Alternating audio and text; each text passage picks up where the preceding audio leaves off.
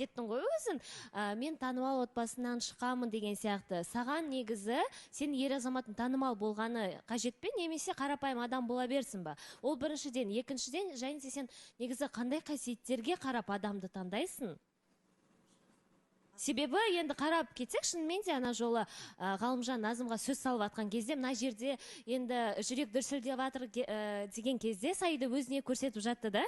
Менің ойымша бір саған андай ұзын, әдемі, сондай балалар ұнайтын сияқты. Саған осы жерде айта кетейінші, негізі мен Ақеркемен Саидаға да қосылмаймын, өйткені не дегенмен ол адам қандай болса да, ол главный адам да, ол бұл жерде мысалға айтып жатыр да, мен бойы ұзын, еңбекқор адамдар деп.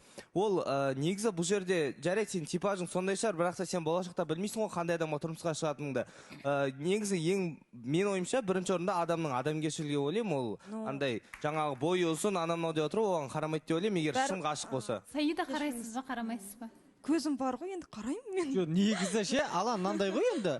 Бірінші енді сырт келбетпен жақсы көреміз ғой, көрген кезде. Бірінші сырт келбетін көреміз. Одан кейін барып ішіне үңілесің ғой.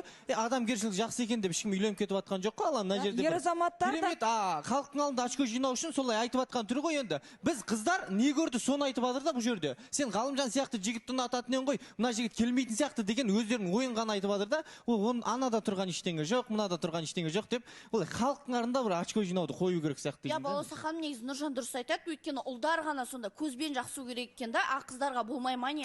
Қыздар тоже имеет право. Ол қыздар айта береді енді адамгершілік, бірақ все равно қанша жыл өмір бақи тұратын ол ер азаматты азанда да кешке де қасында болады, и бәрібір де приятно ғой енді жақсы адамға қараған деп ойлаймын енді. Қыздар тоже имеет право түрге қарауға, это нормально. Аян. Негізі ол жаңағы көзбен жақсы көреді, басқа жермен жақсы көреді, бойы ұзын екен, қысқа екен деген нәрсе жоқ. Адам өзінің ойында негізі неше түрлі бір андай идеальный нәрсені құрастыра береді да, қыздары болсын, ұлдары болсын, идеальный нәрсені құрастыра береді. Ол нәрсе қай кезге дейін жалғасады білесіңдер ма? Ол нәрсе толықтай біреуге ғашық болып қаласың ғой, сол уақытқа дейін жалғасады. Біреуге ғашық болып қаласың, болды, одан кейін сенің ана жерде тұрған идеалың, құрастырған нәрсең бәрі жоқ болып кетеді әшейін. Серхан? Мен Саидаға сұрақ қойын деп. Серхан, жарнама болып қалды. Тағы да қандай сұрақ қойын деп жатырсыз? Мен ерекше сұрақ қойын. Жарнамадан кейін естиміз, шымылдық ашыла ма?